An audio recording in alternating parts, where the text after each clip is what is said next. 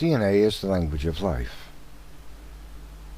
It is genetic information which is stored and retrieved with algorithmic processes so that it conforms with linguistics laws, which go beyond Zipf's law, and possesses the human language properties of phonetics, punctuation, syntax, and grammar. It is said that the average man is approximately 6 feet tall. If unraveled, the DNA molecule from any cell in his body would be approximately 7 feet long. The molecule is called deoxyribonucleic acid. One of the information packaging processes of the cell is to collect information from the DNA molecule to do work. This produces an RNA molecule called ribonucleic acid. The process is called transcription. DNA polymerase is one of the critically important molecular machines of the cell. It replicates genetic information from the DNA strand. It performs at least 3 DNA information proofreading functions, and it repairs the effects of random genetic mutation by chewing back over mismatches and restoring the reassembly of the molecule. Genetic information is stored and retrieved using algorithmic processes. It is also repaired using them. In a recent study by Professors Vane Basic, Sashi Chilpagri, David Gilbraith, and Michael Marcellin, they state, "In this project we study an information theoretical framework for DNA repair, which views it as an error correction system. We are applying the principles and methods of information theory and coding theory to incorporate phenomenon observed on different levels of abstraction of the genomic error correction system." They state further, "The model encompasses the multi-level structure of genetic error correction system and interactions not only among its different levels, but also among other subsystems in the cell. In order to understand such a complex system, specialized repair mechanisms, which have been the primary object of research in the past, must be considered in the context of the global error correction machinery. The proposed framework for rigorous treatment of DNA repair enables describing its functionality quantitatively and algorithmically." Genetic information and retrieval processes operate on algorithms. What you see on the screen is a relatively simple computer algorithm used for Microsoft Windows. It is a mathematical equation designed to compare information and decide what work must be done based upon the comparison of that information. These are the processes performed by microscopic molecular protein machines in the cell. But when we look at the DNA, for example, in our cells, in the smallest, simplest cell we know anything about, there is so much complex information there that it's mind-boggling. It supersedes anything man is doing today. Information is like many, many sets of encyclopedias, and it's basically an instruction manual on how to build a human cell and how to build a human body. Or actually, more accurately, it's less like a book than a computer program. It's like an operating system, but it's vastly superior to any operating system man has developed. Yeah, there's nothing that we've come up with yet that can come close, right? Nothing can come close. In fact, as every year we realize that it's more and more marvelous than we thought. The digitally encoded genetic information of the DNA molecule is equal to many, many books worth of information, far more than what you see in this illustration. It is the recipe for the design and function of an organism. All of the structural features of an organism are defined by genetic information, plus information found in the structural design of the cell. It is the information of the genome of a spider, for example, that produces a spider. It is the information in the genome of a mouse which produces the structural design of a mouse, and much of its biochemistry. Likewise, the same is true of a cat and all other kinds of life. The process of gene expression is the unimaginably complex turning on and off of genes in various orders and patterns to develop an organism during its embryonic stage of development. It may be considered as the instruments in an orchestra being turned on and off in various patterns, those vastly far and away more complex. It is so complex, in fact, that we will probably not understand very much of it, no matter how long we study it. Genetic information possesses linguistics properties. Linguistics is the study of human speech, including the units, nature, structure, and modification of language. The two key words here are speech and language. This information storage and retrieval system operates with algorithms which go beyond Zipf's law of linguistics and complexity. What you see on the screen now is an illustration of Zipf's law of linguistics in mathematical expression. Genetic information also possesses the property of grammar. Grammar is a system of rules that define the grammatical structure of a language. Classes of words, their inflections, and their function or relations in the sentence is grammar. Syntax is also a property of genetic information. Syntax is the way in which linguistic elements, such as words, are put together to form constituents, such as phrases or clauses. For example, if we had the following words: fox lazy, the, over, dog quick, the, brown jumped, they would not make any sense to us in this order. But if we rearrange their order, we get the following sentence: the quick brown fox jumped over the lazy dog. Then the sentence would make sense to us. Punctuation is another property of genetic information. Punctuation is the act or practice of inserting standardized marks or signs in written matter to clarify the meaning and separate structural units, also a system of punctuation. For example, with the sentence, the brown fox being quick jumped over the lazy dog. The first sentence tells us that being quick is what the dog was doing. That being quick was an action by the dog.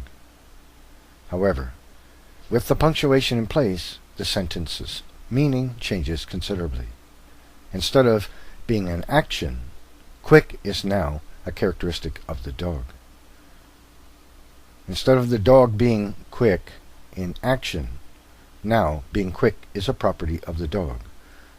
The brown fox, being quick, jumped over the lazy dog. Instead of the brown fox being quick, jumped over the lazy dog. This is how genetic information can be modified significantly by the punctuation found therein. An important aspect of information is that it is not bound to its medium. For example, the Bible can be printed as a paged book. It can also be burned to a compact disc. It can also be written up as HTML web pages to be viewed on a computer. In all three examples, the information has not changed one bit. The only thing that has changed is the medium. The information is the same. Here we have three mediums conveying exactly the same information. This is because the information itself is not the web page, it is not the compact disc, nor is it the book. It is the words. And the medium may change, but the information will not. Information is not bound to its medium. It is massless, intangible, immaterial, and an abstract construct of mind. The only place information comes from is mind. It cannot arise from any place else. The material world has no potential to create information. There are many examples in creation of things that demonstrate the biblical God. One would be in our very DNA. Our DNA has information in it. And there is a whole field of scientific study called information science, which studies how information originates, how it's transmitted, and so on. And one of the laws of information science says that information never originates by itself in matter, never spontaneously comes about. Anytime we trace the copying of information back to its source, it always comes back to a mind. And since we have creative information in DNA, that tells me that DNA comes from intelligence. It's not something that could possibly come about through millions of years. And that's how the information we pass on from generation to generation. So not only does DNA enable the information to be passed on, but it's information that codes for something. In fact, the information in each of our cells is the equivalent of about 100,000 books of information. These are large volumes of information. That's a lot of information. So it's very lucky that our cells aren't using paper and ink to store the information. Now, to explain a bit about information, it's nothing to do with the material it's on, because, see, I've got information in a book, and here the information is in the form of paper and ink. But the information is not the paper and ink, it's the way the paper and ink is arranged. If I read the book to you, the information would be the same, but it's in the form of patterns of sound waves. When I wrote it on my computer, the information was in a pattern of on-off pattern, magnetic patterns on a metallic disk. If it's sent by email, then the information is a form of electrical impulses. So same information, different ways of transmitting it. And in the DNA, the information is stored in the form of chemical letters. Now, it is possible to write out the information of your DNA in paper and ink form. That's what the Human Genome Project was all about. Information is the communication or reception of knowledge or intelligence, or knowledge obtained from investigation, study, or instruction. One stumbling block for materialism and evolutionism is that matter has no consciousness. It is not a thinking entity, and therefore cannot produce information. The communication or reception of knowledge or intelligence cannot come from matter alone. Matter has no knowledge. It has no mind. Nor does it have intelligence. Nor does it study, investigate, or instruct without the presence of mind. Any genetic process in the cell designed to investigate, study, or provide instructions was devised by a mind. One expert on this subject, Dr. Werner Gitt, Director and Professor of the German Federal Institute of Physics and Technology, Head of the Department of Information Technology, states, "There is no known natural law through which matter can give rise to information, neither is there any physical process or material phenomenon known that can do this.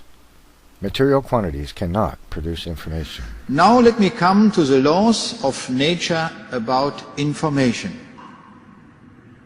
There are 10 laws of nature about information.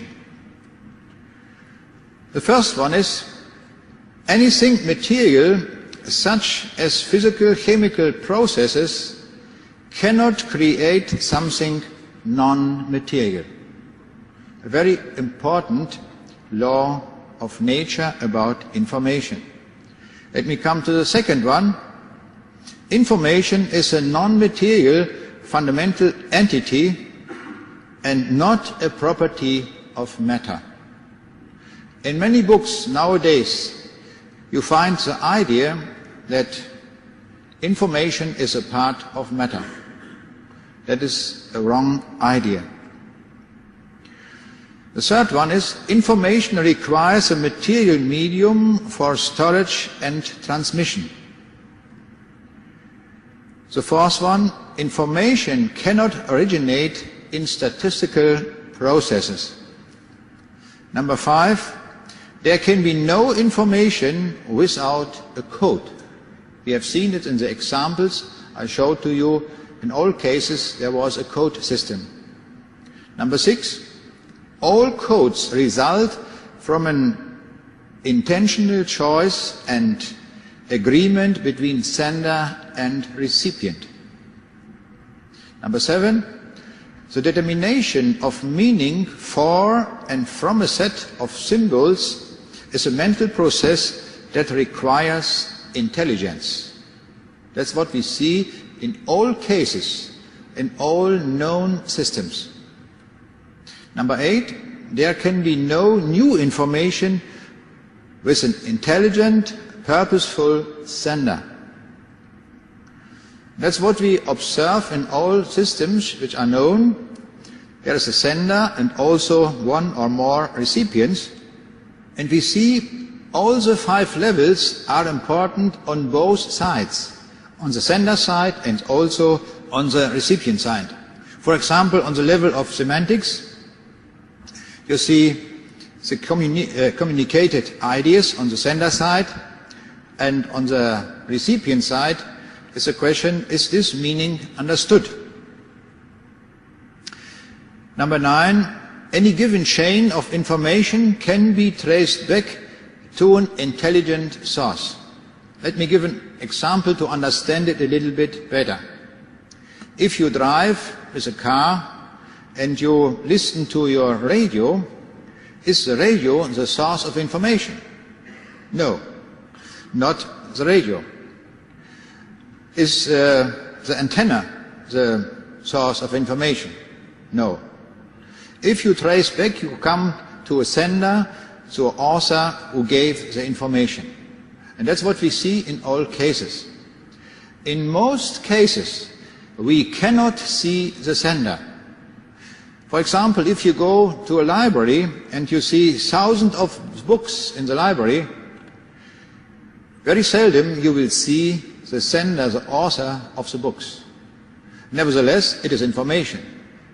Number 10, information comprises the non-material foundation for all technological systems, works of art, biological systems. Let me come to the first conclusion. Since the DNA code of all life forms is clearly within the definition domain of information, we conclude there must be a sender. It is a very important conclusion. If somebody would say life is coming without a sender, we can say from a viewpoint of law of nature, it is a wrong idea. Total wrong. What is the conclusion we can make here? We can say atheism is a wrong idea. We can say it by using a law of nature. And law of nature has the highest level of science. We can say if we have a look to the living systems, we find all the levels of information. Now we will get more information about the sender. What can we say about the sender from the viewpoint of laws of nature about information? The first conclusion we have found. There must be a sender. But we can say more about the sender. Since the density and complexity of the DNA encoded information is billions of times greater than man's present technology, we conclude the sender must be supremely intelligent. I had a lecture on a university in Germany, and I was speaking about the DNA molecule, about the density of information and so on. And also I was using the term sender, the sender of the information. And then a student asked me, I understand what you want to say. You will say there is a God necessary. Oh, I say, it's a very good conclusion. Very good conclusion, you have understand what I want to say. But she said now, but my question is another one. Can you tell me who gave the information to God? Oh, very good question. No, I said to her, no problem. There is an overgod, and the overgod has more information than God has. God needs only so much information to construct and to program the DNA molecule. And the overgod has more information and gave him the information to do this. But the next question is, who gave the information to the overgod? No, there must be an overgod. And the overgod gave the information to the overgod. And so it is okay. Yeah, but there's another question. Who gave the information to the overgod? No, there must be an overgod. And you see what happened? How many gods do we need? An infinite number of gods. And each god has a little bit more information than the god before. That's what this conclusion can we make from the information we find in the living systems. What can we say about the last one in this long sequence?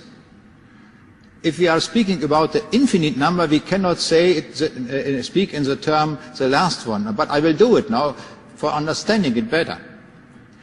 The last one in this sequence must have all information about everything. He must know all the snowflakes on the Himalaya, all the sands on all beaches around the world. He must know what all cells in our body are doing at this moment. He must know everything about each atom in the sun, what is the pressure, what is the temperature, everything. And he must know everything about our life, everything. He has the total knowledge. But it is easier in the same way to say not an infinite number of gods. It is from the viewpoint of logic the same statement if we say there is only one God. But what is the conclusion for this one God? He must have all information. Infinite. He must have infinite information. So we can make the second conclusion about the sender. The sender is omniscient. He is infinite in intelligence and information. We can make another conclusion which is very important. Because he knows everything, we can say he knows everything at the moment. But he also must know everything in the past. But what about the future? He must know everything in future. If he would know, he didn't know everything in future, so he has not an infinite information. But we have made the conclusion he must have an infinite number of information and intelligence. Therefore, he must know everything in the past and in the future. What is the conclusion? This sender, this God, must be eternal. You see, we can make this conclusion from the laws of nature about information. The sender is omnipotent, we can also say, in the same way as I have made the conclusion in the way of information.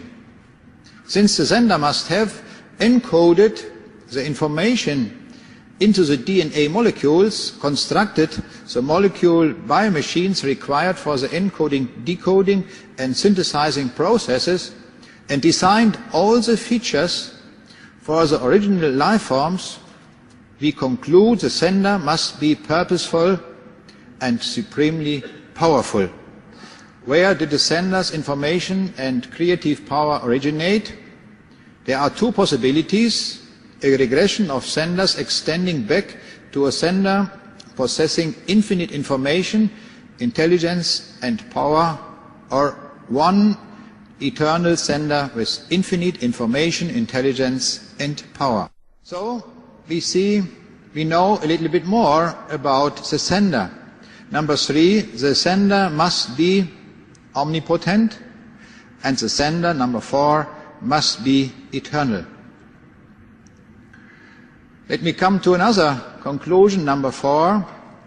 Since information is a non-material fundamental entity and cannot originate from material quantities, we conclude the sender must have a non-material component.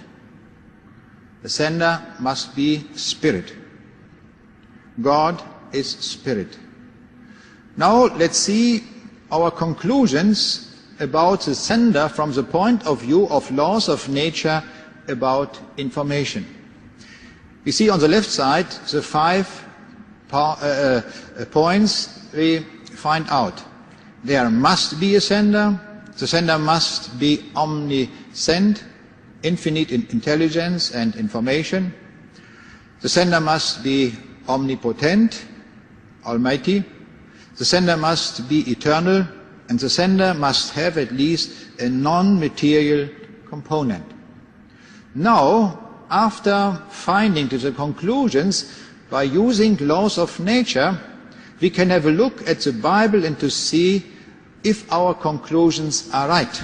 And you see, to the 5 conclusions, you see here a few verses of the Bible which says the same.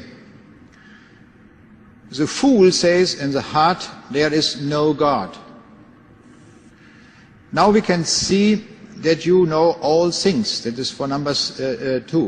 And number 3, I am the Alpha and the Omega, who is and who was and who is to come, the Almighty.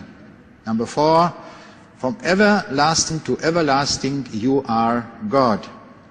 And number 5, we find it in John chapter 4, verse 24, God is Spirit. Now the next question is, who is the sender? Who is the creator? And we see we come now to a scientific boundary. We cannot say from the viewpoints of laws of nature about information who the person of the sender is. Now we need another source of information. And this other source of information is the Bible. And the Bible tells us in Genesis 1, 10 times was it, and God said.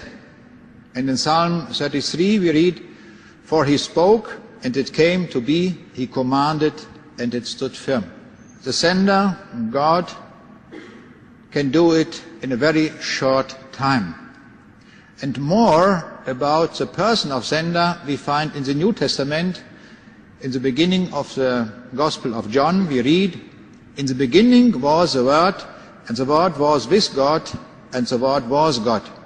Through him all things were made. Without him nothing was made that has been made. If you read further in chapter 1 of Gospel John, we see this person is Jesus Christ. Jesus Christ is the Creator. It's not possible to come to these conclusions using the laws of nature. Therefore we need the Bible. We need both the laws of nature about information and also the Bible. The Bible is a higher level of information. Let me come to the 5th conclusion. Since information is a non-material fundamental entity and cannot originate from material quantities, and since information also originates from man, we conclude man's nature must have a non-material component. The materialism is saying man is only matter. We can see the laws of nature about information says it is a wrong idea. Can we give an answer about the Big Bang? Of course, we can use also the laws of nature. Since information is non-material entity, we conclude that the assumption the universe is composed solely of mass and energy is false. That is the idea of the Big Bang. In the beginning there was only matter and energy. Energy and matter are material entities. And one law of nature say the matter cannot create a non-material entity. In our world we find many books with information. We find in our cells there is a lot of information. So we see in this moment there is a lot of information in many places in this world. So the information cannot come from matter and energy. So we can say this idea is wrong. I will say it is the shortest way to say the Big Bang is a wrong idea. We don't need all the aspects from astronomy or whatever. We can do it also, but in this way we can refute it in a very short way. Let me come to the seventh conclusion. Since biological information originates only from an intelligent sender, and all theories of chemical and biological evolution require that information must originate solely from mass and energy alone, it means no sender, we conclude all theories or concepts of chemical and biological evolution are false. All ideas. And if you will see tomorrow or a year later a new idea about evolution, we can say also this idea will be false. Evolution is an impossible process. We can say it from the highest level of science, from the viewpoint of laws of nature. Anyone who disagrees with these laws and conclusions must falsify them by demonstrating the initial origin of information from purely material sources. That is what must be done if somebody would say, I disagree with the conclusions. Therefore, the laws of nature about information have refuted the assumption of scientific materialism and theories of chemical and biological evolution, and established the existence of an eternal, omniscient, omnipotent being. All philosophies or theories based on the assumption of scientific materialism, including chemical and biological evolution, are falsified by the laws of nature about information. So we see the conclusions, the 7 conclusions, are very, very strong. They give us the possibility to show which ideas are wrong, which are published in science. If an author imagines a book, the information comes first from their mind.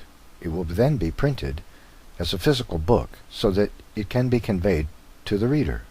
The book is the medium that conveys the information. It is not the information itself. The same is true of genetic information.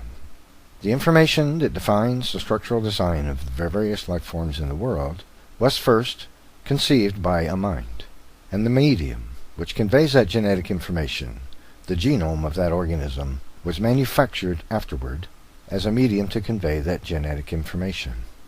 This is one way in which we know that all life in the world was intelligently designed and specially created, because the information arose first in the mind of its author, and then the medium which conveys it was created to convey that information. It can be no other way. Science has provided empirical evidence of both intelligent design and special creation that is unarguable. It is no longer tenable to argue that evolutionary process is the origin of the genome of any living creature, merely for the fact that genetic information cannot be produced by nature, and because information is conveyed by a medium to which it is not bound. This is verification of intelligent design and special creation for all living things. One of the things I do in my classes to get this idea across to students is I hold up 2 computer disks. One is loaded with software, the other one is blank. And I ask, what's the difference in mass between these 2 computer disks as a result of the difference in the information content that they possess? And of course the answer is 0, none. There is no difference as a result of the information. And that's because information is a massless quantity. Now, if information is not a material entity, then how can any materialistic explanation explain its origin? How can any material cause explain its origin? And this is the real fundamental problem that the presence of information in biology has posed. It creates a fundamental challenge to the materialistic evolutionary scenarios, because information is a different kind of entity that matter and energy cannot produce. In the 19th century, we thought that there were two fundamental entities in science, matter and energy. At the beginning of the 21st century, we now recognize that there's a third fundamental entity, and it's information. It's not reducible to matter, it's not reducible to energy, but it's still a very important thing that is real. We buy it, we sell it, we send it down wires. Now, what do we make of the fact that information is present at the very root of all biological function? That in biology we have matter, we have energy, but we also have this third very important entity, information. The biology of the information age, I think, poses a fundamental challenge to any materialistic approach to the origin of life. And it is impacting their worldview? Or are they saying, no, it's affirming our worldview? I don't think anyone's saying it affirms their worldview, because it's becoming extremely problematic to explain how the genome could arise and how these multiple levels of overlapping information could arise. Since our best computer programs can't even conceive of overlapping codes, what we're seeing is, and our best, the genome dwarfs all of the computer information technology that man has developed. So I think that, yes, it's very problematic to imagine how you could achieve that through random changes in the code. No one, even computer viruses are designed, and so there's not within all the programs of your computer, there's not a single 0 or 1 that's there by chance, and there's no junk DNA in these codes. Well, more and more the genome looks like a super set of programs, and it's very hard to imagine how that came together. Another remarkable property of genetic information is its interdependence. Consider a bicycle. The parts of the bicycle are worthless to us without the list of parts. Likewise, the list of parts for the bicycle is worthless to us without the parts. We need both the list of parts and instructions for assembly, and the parts themselves, for the bicycle to be worth anything to us. Genetic information is the same way. It is also interdependent. Approximately 3%, per current knowledge, of the human genome is information which codes for proteins. The rest of the molecule is other information, and some of it is meta-information. Meta-information is information about other information. The remainder of the genome is also meta-information. It is information which defines an organism during its embryonic development. It is also information which determines how the coding genes which produce proteins are utilized. 73 to 94% of the human DNA molecule is decoded by the cell, per current knowledge. This is contrary to what the evolution defenders have been saying for decades. They have been saying that the majority of the DNA molecule was garbled junk left over from man's history of evolution. The processes of random mutation, which were mistakes, as all mutations are, left over, and provides no function. Today we know this to be completely false. It is vital information. The information which codes for proteins is dependent upon instruction sets elsewhere in the DNA, which govern its function. And the information which is meta-information is dependent upon the existence of the coding genes which produce proteins for the utilization of that information as well. This is interdependence, which cannot be broken. It is absurd to believe that random mutation could create two separate instruction sets in different locations of the genome, which would be required for each of them to have any value, and for this process to repeat itself countless times. But this is what an evolution defender must believe, to believe that random mutation is a mechanism for evolutionary change, or that genetic mutation, that random molecular interactions is what produce the human genome, or the genome of any living thing. It is completely absurd to believe such a thing. Modern science has discredited evolutionism. Over 90% of the genome is actively transcribed, and that doesn't, there's probably more, but we have to study more carefully to find the function of the remaining part of the genome. And more than that, the genome has multiple overlapping messages. Try to imagine a book in a chapter, and that embedded in that chapter in addition to the obvious meaning of the words in the chapter, are other messages. And even in the same sentences, there might be several messages embedded. And even more astounding is, the DNA has two strands, one running one way and one running the other. For the longest time, they thought the one strand was just for replication and all the information was on the other strand. Just one strand had information. What they found with the ENCODE project was more than 50% of the genome, both strands are read. So it's like reading a sentence forward, so it has one meaning, and reading it backwards, and there's another message there. So it's data compression on the most sophisticated level. Wow. And as you suggest in your book, there may be other aspects to data compression that have yet to be discovered, like almost several dimensions, or 3 or 4 dimensional, or whatever the case may be. It is multidimensional, and one of the things that DNA does, it's like a tape with letters on it, and you can read it in a linear way, but it also folds up like origami, and you can make huge architectural structures that fill the genome, and we're just starting to understand that all that folding is like the folding of a protein. This interdependence of information represents interdependence and irreducible complexity. Some of the molecular machines of the cell required for the functions of DNA and the cell are helicase, primase, topoisomerase, polymerase, ribosomes, and transfer molecules. These molecular machines are all interdependent with the cell and with genetic information. For example, they require the DNA to exist because the information which produces them is strings of information in the DNA molecule. Likewise, because the DNA molecule cannot maintain and duplicate itself without the existence of these molecular machines, it is also interdependent with them. This is interdependence and irreducible complexity that cannot be broken. Furthermore, DNA is interdependent with RNA because the information of DNA is transcribed to produce the RNA molecule. The RNA molecule's information is then used to create the molecular machinery of the cell. Therefore, the RNA molecule is interdependent with the DNA molecule. Neither can exist without the other. This is interdependence and irreducible complexity, which cannot be broken. Likewise, the RNA molecule is interdependent with these molecular machines as well, because the information which comes from the DNA molecule to produce the RNA molecule is then used to produce the molecular machines which maintain and duplicate and error-correct the DNA molecule itself. This is further interdependence, irreducible complexity, which cannot be broken. Moreover, the entire cell and DNA are interdependent, because the DNA molecule cannot exist without the molecular machinery of the cell and its environment, nor can the cell exist without the genetic information which codes for the genetic machinery which maintains the cell and the DNA molecule.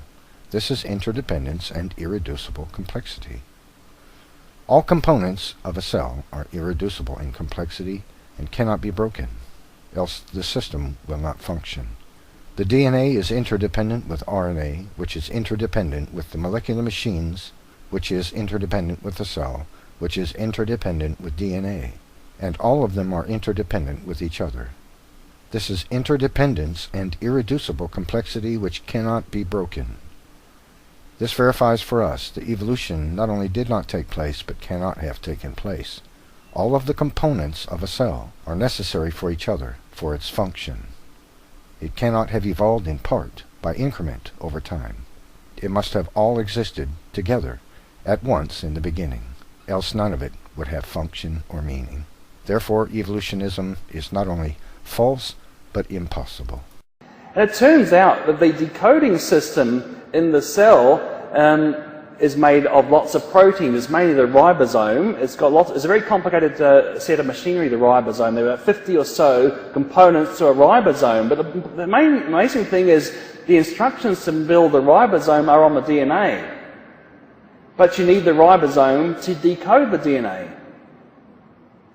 So that's a real chicken and egg problem, isn't it? Because you can't have, there's no point having the DNA unless you have the ribosome to decode it, but you can't get the ribosome unless you have the instructions for it in the DNA. And one of the world's greatest philosophers of science, Sir Karl Popper, recognized the big problem.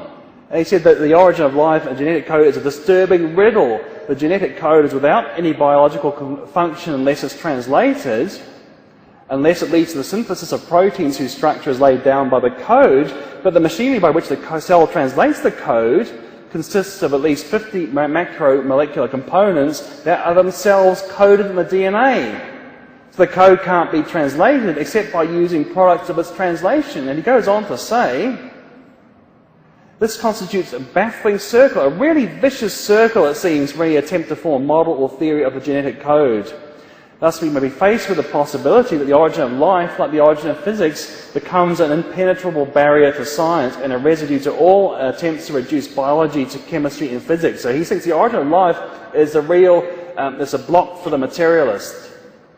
The materialists have this conundrum trying to explain the origin of life from non-living chemicals without God. A fairly recent study in genetics has revealed that the interdependence and complexity of the components of the cell is stupefying, by orders of magnitude beyond what we knew it was just 10 or 15 years ago. For example, Tony Paulson, cell biologist at the University of Toronto, states, "When we started out, the idea was that signaling pathways were fairly simple and linear. Now we appreciate that the signaling information in cells is organized through networks of information rather than simple discrete pathways. It is infinitely more complex." In fact, some researchers who were part of the Human Genome Project attempted to map just the interactions of one protein, the p53. There are an estimated 200,000 or more proteins in the cell of a human being. They drew diagrams and bubbles and maps attempting to map all of the interdependencies and interactions between the p53 protein, other proteins, and the DNA molecule. They got only so far before throwing their hands up and declaring it impossible, because it was seemingly infinite in complexity. This was only one of the estimated 200,000 proteins in a human cell. In the days of Charles Darwin, it was believed that a cell was a membrane with some kind of complex goo inside it. Microscopes were very rudimentary. Today we know that a single cell from a human being, if expanded to the size of New York City, would be vastly more complex than New York City itself, with all of its birds, people, buildings, rooms, machinery, vehicles, street lights, telephone and electrical wiring, the trash on the streets, everything. Nature by itself can't produce information. It can produce patterns. You know, if you're walking down the beach and you see ripples in the sand, what's your conclusion? Well, that nature, the waves, were coming up on shore and created this pattern. Nature can produce patterns, no problem. But if you're walking down the beach and you see John loves Mary and a heart with a arrow through it, you wouldn't conclude that the waves created that. Why? Because that's information with content. Nature doesn't do that. Nature produces patterns. It doesn't produce information with content. And whenever we see written information like that, whether it's in a book, whether it's in a newspaper, whether it's in a computer code, we know there is intelligence behind it. And when we look at DNA and we see these written instructions for the assembly of proteins in our bodies, I believe we are looking at some of the most powerful evidence that there must be an intelligence behind life. If you go to a middle school biology class, they would present it as in a very simple way, where you have a group of organisms and 2 or 3 of them are mutant, they have some dysfunction, and 1 or 2 of them is extra good because it's had a beneficial mutation, so you just select away the bad individuals and let the best individual have extra children, and it's just all going to keep getting better. The reality is everybody's mutant, and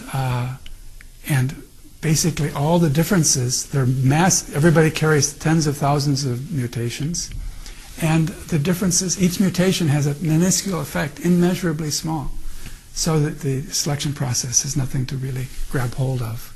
It's kind of a trade secret amongst population geneticists, any really well-informed population geneticist understands that man is degenerating. And it's not an upward spiral of evolution, things keep getting better and better. It is a downward spiral, exactly as described in Scripture. And so it's my research, I thought, would I realized it had major implications for evolution, but I had I couldn't have guessed how profound the biblical implications are, how profoundly the evidence supports the biblical perspective of a dying universe and a dying world, and that we are dying because of the fall, and that we desperately, our only hope is Christ.